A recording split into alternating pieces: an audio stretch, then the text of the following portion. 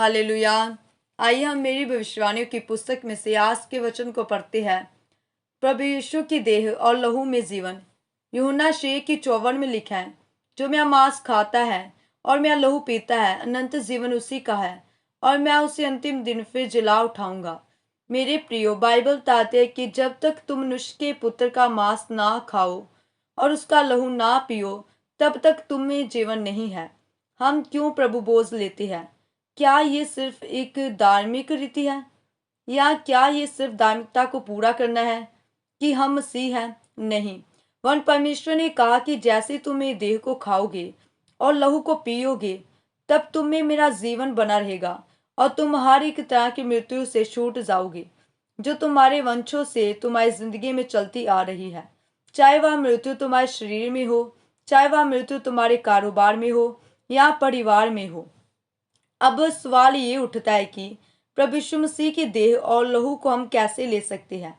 Bible में लिखा है कि अगर आप अपने पापों का अंगीकार करके बपतिस्मा लो और प्रभु यीशु मसीह को अपना उद्धारकर्ता ग्रहण करो, तो आप प्रभु यीशु मसीह की उस देह और लहू को ले सकते हैं। जब हम बाइबल में याकूब के बेटे यहूदा के जीवन को देखते हैं, तो वचन कहता है कि पहले यहूदा का एक बेटा मर गया और फिर दूसरा भी मर गया। क्यों? क्योंकि यहूदा के जीवन में समय से पहले मृत्यु का एक बंधन था।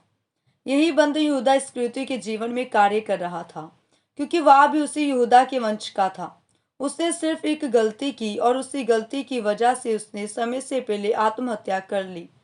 यीशु मसीह भी उसी वंश के थे, लेकिन वह बंधन जो समय से पहले मृत्यु का था, यीशु मसीह के जीवन में कार्य नहीं कर पाया, क्योंकि यीशु मसीह उस मृत्यु को हराकर जीवन में प्रवेश कर चुके थे।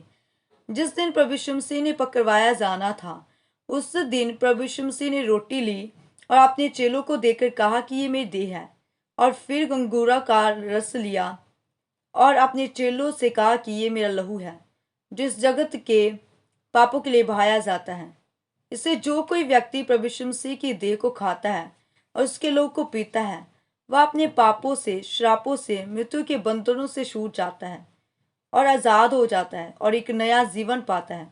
इसी तरह जब आप अपने पापों से मन फिराकर प्रभु यीशु मसीह पर विश्वास करते हुए उसके वचनों के अनुसार उसकी देह को और उसके लहू को ग्रहण करोगे, तब आप हर तरह की मृत्यु पर विजय प्राप्त करोगे और आशीषित होंगे।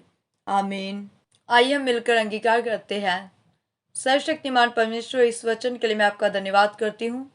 परमेश्वर, मैं आज ही अंगीकार करती हूँ कि मैं अपने पापों से मन फिराकर पूरी पवित्रताई के साथ आपकी देह और लहू को ग्रहण करती हूँ, ताकि मैं हर तरह की मृत्यु पर विजय प्राप्त कर सकूं। आप उस पर अनुग्रह कीजिए, प्रभु यीशु मसीह के सामर्थी नाम में। आमीन।